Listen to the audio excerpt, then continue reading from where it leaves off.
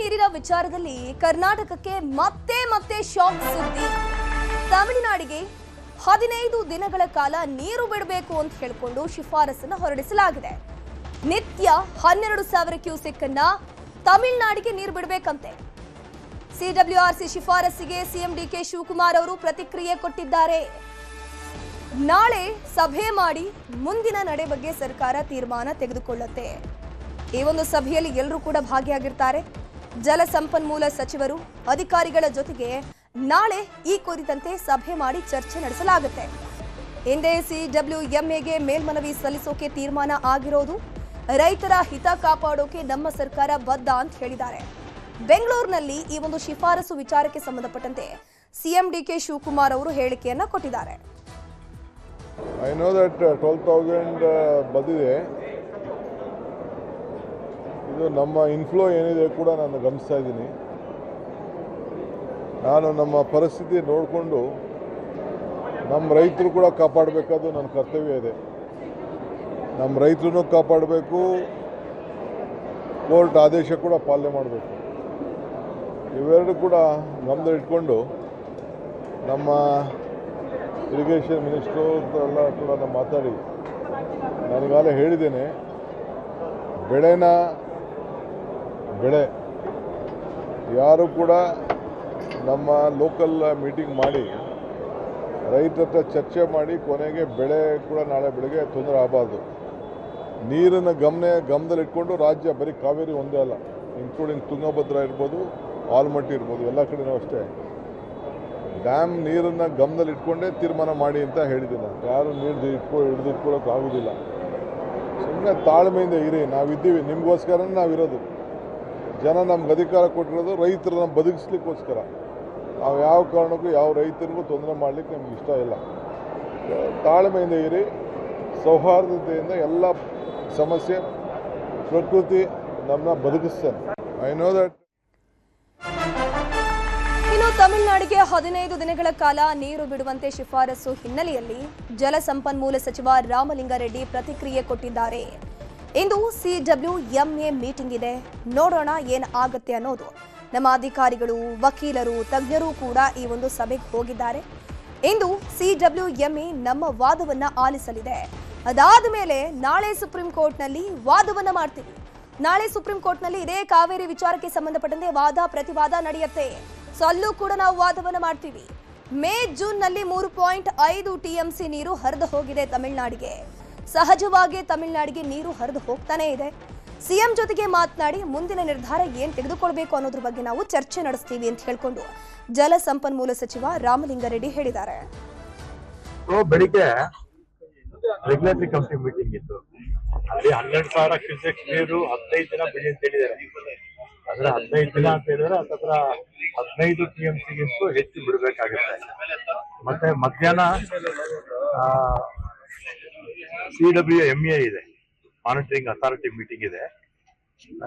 ನೋಡೋಣ ಏನಾಗುತ್ತೋ. ಆಮೇಲೆ ನಮ್ಮ ACS ಹೋಗಿದ್ದಾರೆ.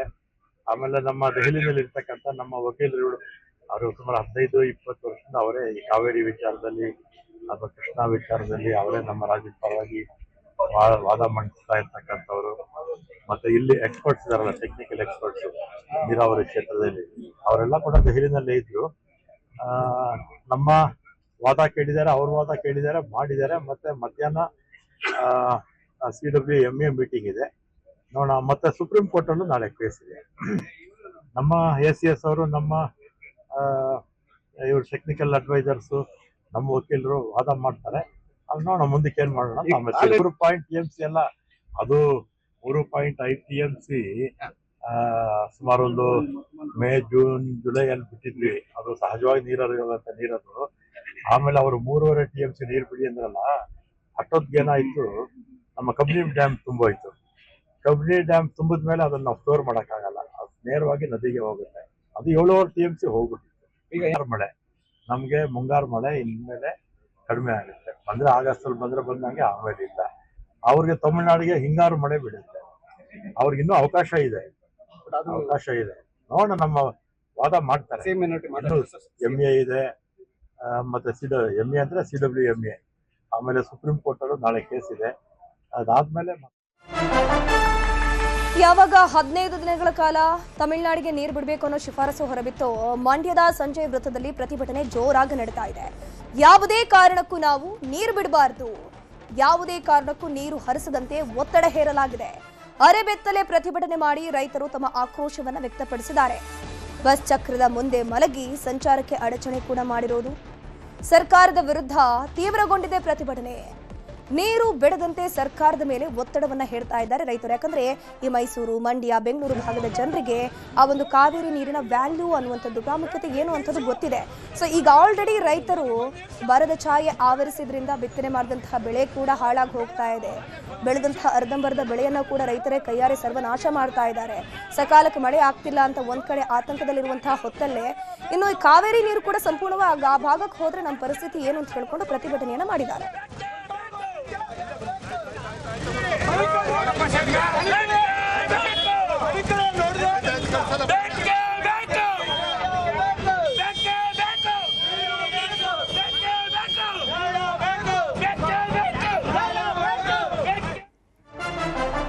ತಮಿಳುನಾಡಿಗೆ ನೀರು ಬಿಡೋಕೆ ಭಾರಿ ವಿರೋಧ ವ್ಯಕ್ತ ಆಗ್ತಾ ಇದೆ. ಮೈಸೂರಲ್ಲಿ ಕಬ್ಬು ಬೆಳೆಗಾರರ ಸಂಘ ಪ್ರತಿಭಟನೆ ನಡೆಸ್ತಾ ಇದೆ. ಮೈಸೂರಿನ PWD ಗೆಸ್ಟ್ ಹೌಸ್ ಮುಂದೆ ಪ್ರತಿಭಟನೆ ಮಾಡಿದ್ದಾರೆ ರೈತರು. ಕುರುಬೂರು ಶಾಂತಕುಮಾರ್ ಹೇಳಿಕೆಯನ್ನು ಕೂಡ ಕೊಟ್ಟಿದ್ದಾರೆ.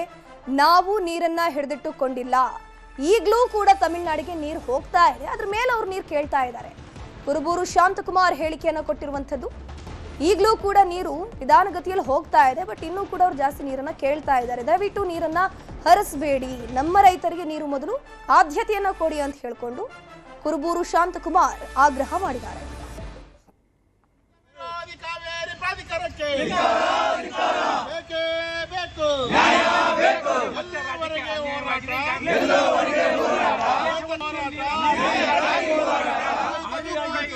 ಇವತ್ತು ಕೂಡ ಕಾವೇರಿ ಮತ್ತು ಕಾವೇರಿ ಹೆಚ್ಚುಕಟ್ಟಿನಿಂದ 1 TMC ನೀರನ್ನ ತಮಿಳುನಾಡು ಬಿಟ್ಟಿದ್ದಾರೆ.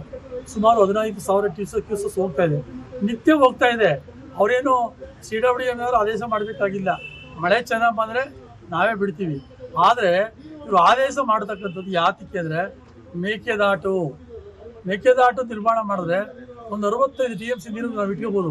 ಸಂಕಷ್ಟ ಕಾಲದಲ್ಲಿ ತಮಿಳುನಾಡಿನವ್ರಿಗೆ ನಮಗೆ ಇಬ್ಬರಿಗೂ ಅನುಕೂಲ ಆಗ್ತದೆ. ಆ ದಿಶೆಯಲ್ಲಿ CWMA ಪ್ರಾಧಿಕಾರದವರು ನಿರ್ದೇಶನ ಕೊಳ್ಳಿ ಅಂತ ನಾನು ಒತ್ತಾಯವನ್ನು ಮಾಡಲಿಕ್ಕೆ ಬಯಸ್ತೇನೆ. ಈಗಾಗಲೇ ಬಂದು ಕಾಲು ಕೊಟ್ಟಿದ್ದವ್ರಿಗೆ ಹೇಳಿದ್ವಿ, ಎಲ್ಲ ಜಲಾಶಯ ಭರ್ತಿಯಾಗಿದೆ, ನೀರು ಹೋಗ್ತಾ ಇದೆ, ನಮ್ಮ ಜನಸಾಮಾನ್ಯರಿಗೆ ತೊಂದರೆ ಮಾಡೋದು ಬೇಡ ಅಂತ ಹೇಳಿದ್ವಿ. ಮನವಿ ಕೂಡ ಮಾಡಿದ್ವಿ ಸಂಘಟನೆಯವರಿಗೆ. ಅದರಲ್ಲಿ ಭಾಳಷ್ಟು ಜನ ಬಂದನ್ನು ಕೈ ಬಿಡ್ತೀವಿ ಅಂತ ಕೂಡ ಹೇಳಿದ್ದಾರೆ. ನಾವು ಕೂಡ ಇದ್ರ ಬಗ್ಗೆ ಈ ನಮ್ಮ ಸಂಘಟನೆಗಳ ಜೊತೆ ವಿಮರ್ಶೆ ಮಾಡಿ ಚರ್ಚೆ ಮಾಡಿ ನಿರ್ಧಾರವನ್ನು ತಿಳಿಸ್ತೀವಿ. ನೀರು ಆದೇಶ ಬಿಟ್ಟಿರೋದು ಅದಕ್ಕೂ ಇದಕ್ಕೂ ಸಂಬಂಧ ಇಲ್ಲ. ಯಾಕೆಂದರೆ ಈಗಾಗಲೇ 1 TMC ಮೇಲೆ ನೀರು ಹೋಗ್ತಾ ಇದೆ, ನಾವೇನು ತಡೆದಿಟ್ಕೊಂಡು ಇರಲಿಕ್ಕೆ ಆಗಲ್ಲ. ಆದರೆ ಬಂದ್ ಮಾಡ್ತಕ್ಕಂಥದ್ದು ನಮ್ಮ ಜನರಿಗೆ ನಾವೇ ತೊಂದರೆ ಕೊಡ್ತಕ್ಕಂಥ ವಿಚಾರ.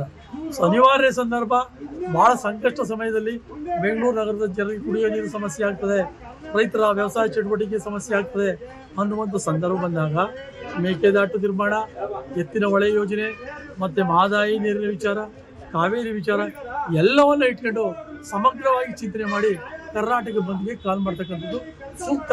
ಆ ದಿಕ್ಕಲ್ಲಿ ಚರ್ಚೆ ಮಾಡಿ ತೀರ್ಮಾನವನ್ನು ಕೈಗೊಳ್ತೀವಿ. ತಮಿಳುನಾಡಿಗೆ ನೀರು ಹರಿಸುವಂತಹ ವಿಚಾರಕ್ಕೆ ಸಂಬಂಧಪಟ್ಟಂತೆ CWRC ಆದೇಶಕ್ಕೆ ರೈತರು ತೀವ್ರ ಆಕ್ರೋಶವನ್ನು ವ್ಯಕ್ತಪಡಿಸ್ತಾ ಇದ್ದಾರೆ. ರೈತ ಮುಖಂಡ ಬಡಗಲಪುರ ನಾಗೇಂದ್ರ ಹೇಳಿಕೆಯನ್ನು ಕೊಟ್ಟಿದ್ದಾರೆ. ನಮಗೆ ವ್ಯವಸಾಯವೇ ನೀರಿಲ್ಲ ಅಂತ ಈಗ ರಾಜ್ಯ ಸರ್ಕಾರ ಹೇಳಿತ್ತು. ನೀರು ಶೇಖರಣೆ ಮಾಡಬೇಡಿ, ಬಿತ್ತನೆ ಮಾಡಬೇಡಿ ಅಂತ ಹೇಳಿತ್ತು. ಈಗ ತಮಿಳುನಾಡಿಗೆ ನೀರು ಬಿಡಬೇಕು ಅನ್ನೋದು ಅನ್ಯಾಯ ಅಲ್ವೇ? ಈಗಲೂ ಕೂಡ ಪೂರ್ಣ ಪ್ರಮಾಣದಲ್ಲಿ ಮಳೆಯಾಗುವಂಥ ಲಕ್ಷಣ ಕಾಣಿಸ್ತಿಲ್ಲ. ಮುಂದೆ ಮಳೆ ಬರುತ್ತೆ, ನೀರು ಬರುತ್ತೆ ಅನ್ನುವಂಥ ಗ್ಯಾರಂಟಿ ಕೂಡ ಇಲ್ಲ. ಶಾಸನ ಸಭೆಯಲ್ಲಿ ನಿರ್ಣಯವನ್ನ ಕೈಗೊಳ್ಳಬೇಕು ಅಂತ ಒತ್ತಡವನ್ನು ಹೇರಿದ್ದಾರೆ. ವ್ಯವಸಾಯವೇ ನಮಗೆ ಬದುಕಾಗಿ ಹೋಗ್ಬಿಟ್ಟಿದೆ, ನೀರನ್ನ ಪೋಲ್ ಮಾಡಬೇಡಿ, ವ್ಯವಸಾಯ ಕಡಿಮೆ ಮಾಡಿ ಅಂತ ಹೇಳಿದ್ದಾರೆ. ಈಗ ಸರ್ಕಾರನೇ ಈ ರೀತಿ ಮಾಡಿದ್ರೆ ಹೇಗೆ ಅಂತ ಪ್ರಶ್ನೆಯನ್ನ ಮಾಡಿದ್ದಾರೆ. ಇಂದು ನಡೆದಂತ ಕಾವೇರಿ ನಿಯಂತ್ರಣ ಸಮಿತಿ ಸಭೆಯಲ್ಲಿ ಕರ್ನಾಟಕ ಪ್ರತಿನಿತ್ಯ 12,000 ಕ್ಯೂಸೆಕ್ಸ್ ನೀರನ್ನು ಹರಿಸಬೇಕು ಅಂತ ತೀರ್ಮಾನ ತಗೊಂಡಿದ್ದು ಅವೈಜ್ಞಾನಿಕವಾದ ತೀರ್ಮಾನ. ಇದೊಂಥರ ಮೂರ್ಖತನ, ಜಾರಿಗೆ ತರಲಾರದಂಥ ತೀರ್ಮಾನ ಇದು. ಇದನ್ನ ಕರ್ನಾಟಕ ರೈತ ಸಮುದಾಯ ತೀವ್ರವಾಗಿ ಖಂಡಿಸುತ್ತೆ. ಇದನ್ನು ಒಪ್ಪಕ್ಕಾಗಲ್ಲ ಅಂತ ಸಾರಿ ಹೇಳುತ್ತೆ. ನೀರು ಬರ್ತಾ ಇದೆ ನಿಜ, ಆದರೆ ಮಳೆ ಮುನ್ಸೂಚನೆ ಇಲ್ಲ, ಡ್ರಾಟ್ ಇದೆ. ಕುಡಿಯೋ ನೀರಿಗೇ ನಾವು ಶೇಖರಣೆ ಮಾಡಬೇಕಾದಂಥ ಅವಶ್ಯಕತೆ ಇದೆ. ಇವತ್ತು 40 TMC ನೀರು ಬೇಕಾಗುತ್ತೆ. ಯಾಕಂದ್ರೆ ಮುಂದೆ ಮಳೆ ಬರೋ ಸೂಚನೆ ಕಡಿಮೆ ಇದೆ.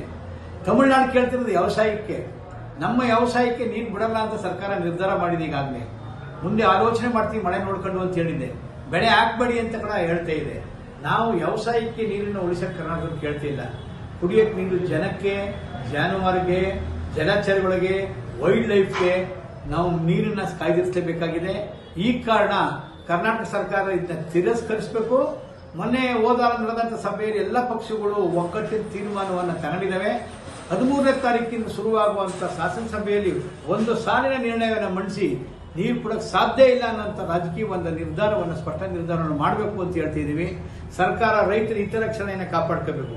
ಹಿತರಕ್ಷಣೆ ಕಾಪಾಡದೇ ಇದ್ರೆ ಕರ್ನಾಟಕದ ಎಲ್ಲಾ ಭಾಗಗಳಲ್ಲೂ ಕೂಡ ಚಳುವಳಿಯ ನಡೆಸಬೇಕಾಗುತ್ತೆ ಅನ್ನೋಂಥ ಎಚ್ಚರಿಕೆಯನ್ನು ಸರ್ಕಾರ ಕೊಡ್ತಾ ಇದ್ದೀವಿ. ತಮಿಳುನಾಡಿಗೆ ನೀರು ಬಿಡೋಕೆ ಭಾರಿ ವಿರೋಧ ವ್ಯಕ್ತ ಆಗ್ತಾನೆ ಇದೆ. ಇದೇ 13ಕ್ಕೆ ಕರ್ನಾಟಕ ಬಂದ್ಗೆ ಕರೆ ಕೊಡಲಾಗಿದೆ. ನಾವು ಈ ಒಂದು ಕರ್ನಾಟಕ ಬಂದ್ನಿಂದ ಹಿಂದೆ ಸರಿಯೋದಿಲ್ಲ. ಕರ್ನಾಟಕ ಬಂದ್ ಮಾಡೇ ಮಾಡ್ತೀವಿ. ಎಲ್ಲರೂ ಕೂಡ ಬಂದ್ಗೆ ಕೈ ಜೋಡಿಸಬೇಕು ಅಂತ ಹೇಳ್ಕೊಂಡು ನ್ಯೂಸ್ 18ಗೆ ವಾಟಾಳ್ ನಾಗರಾಜ್ ಹೇಳಿಕೆಯನ್ನ ಕೊಟ್ಟಿದ್ದಾರೆ. ಕರ್ನಾಟಕವನ್ನ ಬಂದ್ ಮಾಡೇ ಮಾಡ್ತೀವಿ ನಾವು. ನಾಳೆ ಎಲ್ಲ ನಾಡಿದ್ದು ಎಲ್ಲರೂ ಕೂಡ ಈ ಒಂದು ಬಂದ್ಗೆ ಕೈ ಜೋಡಿಸಬೇಕು, ಸಹಕರಿಸಬೇಕು.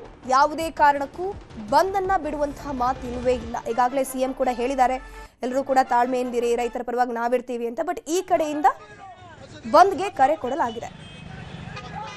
WRCಯ ಶಿಫಾರಸಿನ ಬಗ್ಗೆ ಏನ್ ಹೇಳ್ತೀರಿ ಸರ್? ಸರ್ಕಾರಕ್ಕೆ ಏನು ಒತ್ತಾಯ ಮಾಡ್ತೀರಿ ಈಗ? ಆ ಶಿಫಾರಸನ್ನ ನಾವು ತಿರಸ್ಕರಿಸಬೇಕು ಮತ್ತು ಆ ಶಿಫಾರಸು ವಿರುದ್ಧ ಮತ್ತು ಮೇಕೆದಾಟು ಪರವಾಗಿ, ಇಡೀ ಅಖಂಡ ಕರ್ನಾಟಕದ ಪರವಾಗಿ, ಮಹದಾಯಿ ಕಳಸಾ ಬಂಡೂರಿ ಪರವಾಗಿ ಭಾರಿ ಬಂದ್ 13ನೇ ತಾರೀಕು ನಡೀತಾ ಇದೆ. ಕೆಲವರು ಬಂದ್ ಯಾಕೆ ನೀರ್ ಬಿಟ್ರು? ಯಾವ ನೀರು ಬಿಟ್ರು? ಈಗ ಬೆಂಕಿ ಬಿದ್ದದೆ ಕರ್ನಾಟಕಕ್ಕೆ, ಬೆಂಕಿ ಬಿದ್ದದೆ. ಅವರೇ ಯೋಚನೆ ಮಾಡ್ಬೇಕೀಗ. ಬಂದ್ ಬೇಡ ಅನ್ನೋರೆಲ್ಲ ಯೋಚನೆ ಮಾಡ್ಬೇಕೀಗ. ಕರ್ನಾಟಕಕ್ಕೆ ಬೆಂಕಿ ಬಿದ್ದದೆ. ವಾಟಾಳ್ ನಾಗರಾಜ್ ಅಂದ್ರೆ ಎಷ್ಟು ವರ್ಷದ ಹೋರಾಟ. ನನ್ ಮೇಲೆ ಇವರು ಈ ಅರ್ಥವಿಲ್ಲ ಮಾತುಗಳು. ಖಂಡಿತ ಬಂದ್ ಸಂಪೂರ್ಣ ಆಗುತ್ತೆ. ಓಕೆ, ಈಗ ಕೆಲವರು ನೈತಿಕ ಬೆಂಬಲ ಕೊಟ್ಟರು, ಈ ತರ ಸಮಸ್ಯೆಗಳು ಆಗತ್ತೆ ಅನ್ನುವಂತ ಮಾತುಗಳಿತ್ತು. ನಾಳೆ ಏನಾದ್ರು ಮೀಟಿಂಗ್ ಇದೆಯಾ ಸರ್? ಯಾವ ನೈತಿಕತೆ ಅವೆಲ್ಲ ಬಿಟ್ಬಿಡಿ. ಬಂದಾಗೆ ಆಗುತ್ತೆ, 100ಕ್ಕೆ 100 ಬಂದಾಗತ್ತೆ. ಇನ್ನು ನೀವು ಬಂದ್ ಮಾಡಲಿಲ್ಲ ಅಂತಂದ್ರೆ ಕೈ ಕಟ್ಟು ಕೂತ್ಕೊಳಕಾಗತ್ತೆ. ಇದಕ್ಕೆ ನಾವೇನು ಪ್ರತಿಭಟನೆ ಮಾಡೋದ್ ಬೇಡವಾ? ಪ್ರತಿಭಟನೆ ಆಗತ್ತೆ, ಬಂದ್ ಹಾಗೆ ಆಗತ್ತೆ. ನಾಳೆ ಏನಾದ್ರು ಮೀಟಿಂಗ್ ಇದೆಯಾ ಸರ್ ಈ ವಿಚಾರಕ್ಕೆ ಸಂಬಂಧಪಟ್ಟ ಹಾಗೆ?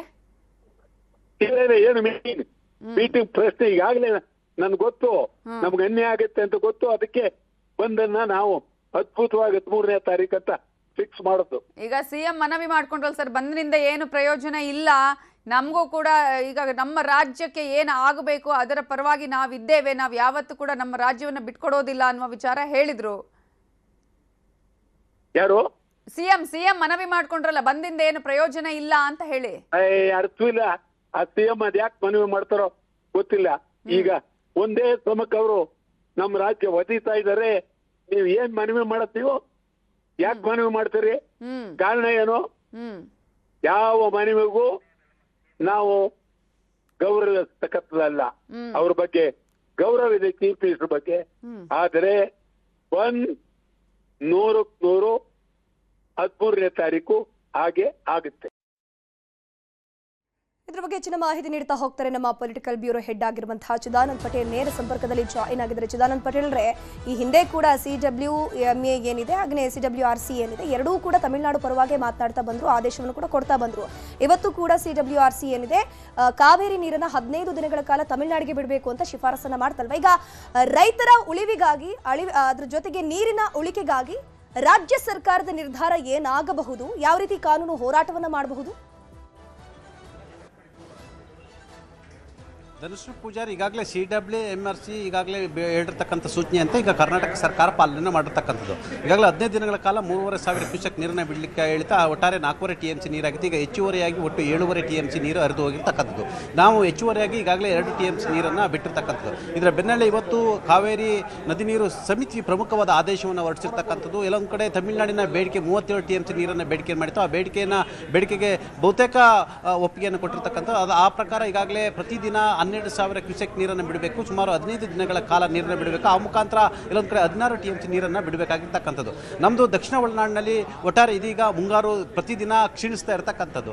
ಹಾಗಾಗಿ ಆಗಸ್ಟ್ 15 ಮುಂಗಾರು ಕೊನೆಯಾಗಿರ್ತಕ್ಕಂಥದ್ದು. ಒಂದು ವೇಳೆ ಮುಂಗಾರು ಸಂಪೂರ್ಣವಾಗಿ ಕ್ಷೀಣಿಸಿದರೆ ನಾವು ಮುಂದಿನ ವರ್ಷ ಮೇ ಅಥವಾ ಜೂನ್ವರೆಗೆ ನಾವು ಮಳೆಗಾಗಿ ಮತ್ತು ಮುಂಗಾರಿಗಾಗಿ ಕಾಯಬೇಕಾಗಿದ್ದ ಪರಿಸ್ಥಿತಿ ಇರತಕ್ಕಂಥದ್ದು. ಪ್ರಮುಖವಾಗಿ ನಾವು ಮಂಡ್ಯ ಸೇರಿದಂತೆ ಬೆಂಗಳೂರು ಕಾವೇರಿ ನದಿ ನೀರು ಕುಡಿಯುವ ನೀರನ್ನೇ ಆಶ್ರಯ ಮಾಡಿಕೊಂಡಿರ್ತಕ್ಕಂಥದ್ದು. ಹಾಗಾಗಿ ಸುಪ್ರೀಂ ಕೋರ್ಟ್ ಹಲವಾರು ತೀರ್ಪುಗಳು ಕುಡಿಯುವ ನೀರಿಗೆ ಮೊದಲ ಆದ್ಯತೆ ಕೊಡಬೇಕಂತ ಆಗಿರ್ತಕ್ಕಂಥದ್ದು. ಈಗಾಗಲೇ ಕಾವೇರಿ ನದಿ ನೀರು ಸಮಿತಿ ಈಗಾಗಲೇ ಪ್ರತಿದಿನ 12,000 ಕ್ಯೂಸೆಕ್ ನೀರನ್ನು ಬಿಡಬೇಕಂತ ಹೇಳಿರ್ತಕ್ಕಂಥದ್ದು. ಒಂದು ಕಡೆ ಎಲ್ಲೊಂದು ಕಡೆ ನಾವು ಒಂದು ವೇಳೆ ಆದೇಶವನ್ನು ಪಾಲನೆ ಮಾಡಿದ್ರೆ ಭವಿಷ್ಯದ ದಿನಗಳಲ್ಲಿ ಎಲ್ಲೊಂದು ಕಡೆ ದುರ್ದಿನಗಳು ಎದುರಾಗುವ ಸಾಧ್ಯತೆ ಇರತಕ್ಕಂಥದ್ದು. ಯಾಕಂತ ಹೇಳಿದ್ರೆ ನಿಮಗೆ ಈಶಾನ್ಯ ಮಾರುತ್ಯ ಅಂದರೆ ಮುಂದೆ ಬರ್ತಕ್ಕಂಥದ್ದು ಮುಂಗಾರು ಅವ್ರಿಗೆ ಇನ್ನೂ ಕೂಡ ಆರಂಭ ಆಗಬೇಕಾಗಿರ್ತಕ್ಕಂಥದ್ದು. ಈಶಾನ್ಯ ಮಾರುತಗಳು ಇನ್ನೇನು ಕೆಲವೇ ದಿನಗಳಲ್ಲಿ ಆರಂಭ ಆಗುತ್ತೆ. ಆ ಮುಖಾಂತರ ಎಲ್ಲೊಂದು ಕಡೆ ತಮಿಳುನಾಡಿಗೆ ಅದು ಸಂಕಷ್ಟ ಕೂಡ ಆಗಲ್ಲ.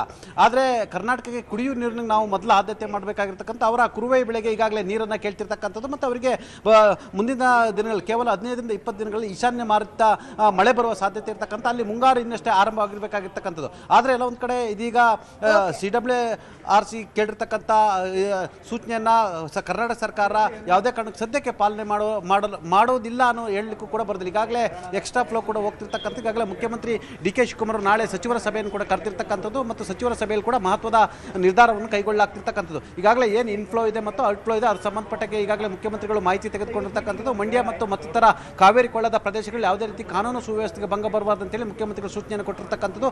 ನಮ್ಮ ಇತಿಮಿತಿಯಲ್ಲಿ ರೈತರ ಪರವಾಗಿರ್ತೀವಿ ಮತ್ತು ಪ್ರಕೃತಿ ನಮ್ಮ ಪರವಾಗಿರುತ್ತೆ ಅಂತೇಳಿ ಮುಖ್ಯಮಂತ್ರಿಗಳು ಆಶಾಭಾವನೆಯನ್ನು ವ್ಯಕ್ತಪಡಿಸಿರ್ತಕ್ಕಂಥದ್ದು. Dhanushree, thank you Chidanand.